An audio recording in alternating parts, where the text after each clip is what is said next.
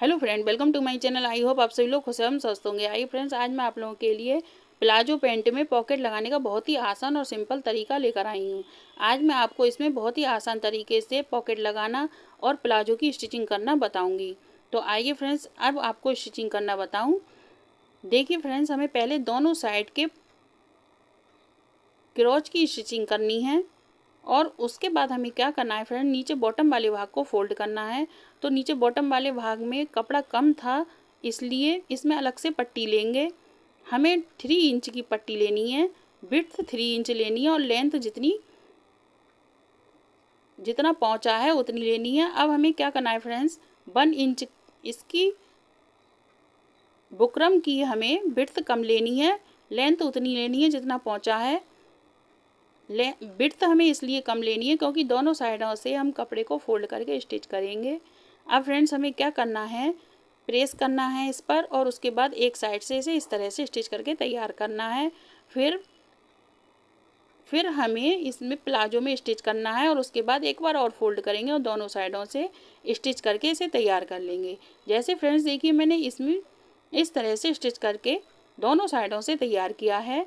अब बॉटम वाला भाग तो हमारा तैयार हो गया।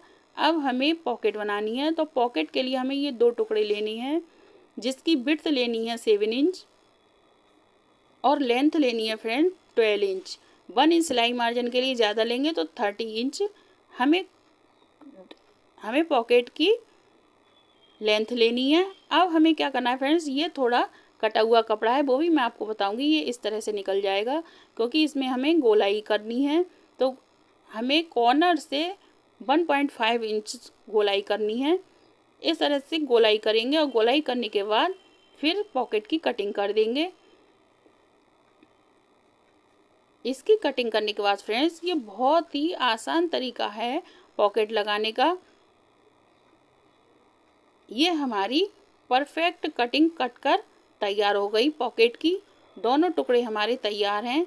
अब हमें क्या करना है, प्लाजो में मार्किंग करनी है। तो प्लाजो में मार्किंग करने के लिए 1 इंच पर मार्किंग करेंगे।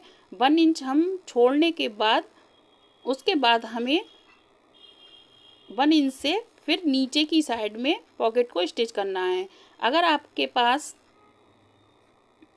कपड़ा इसी में ज़्यादा हो तो 2 इंच छोड़ें। उसके बाद हमें क्या करना है, 5.5 इंच पर पॉकेट के मुंह के लिए मार्किंग करनी है। तो ये मैंने 6.5 इंच ली है। अब इसके यहाँ तक हमें कटिंग करनी है। कटिंग करने के बाद फिर क्या करेंगे फ्रेंड्स, 1/2 इंच पर इस तरह से मार्किंग करेंगे और मार्किंग करने के बाद फिर नीचे वाली साइड में हमें पॉकेट के कपड़े को रखना है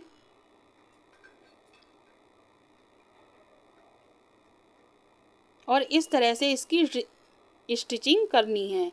इसकी स्टिचिंग करने के बाद फिर हमें क्या करना है फ्रेंड्स, दूसरी साइड में दूसरे कपड़े को रखकर स्टिच करेंगे। देखिए फ्रेंड्स, ये इस तरह से मैंने स्टिच करके पॉकेट को तैयार किया है। अब हमें कॉर्नर पर दोनों साइड में कट के निशान लगाने हैं।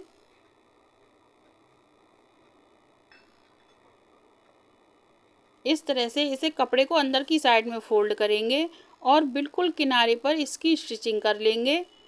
जिस तरह से मैंने फ्रेंड्स ये दूसरी साइड में इसकी स्टिचिंग करके तैयार की है।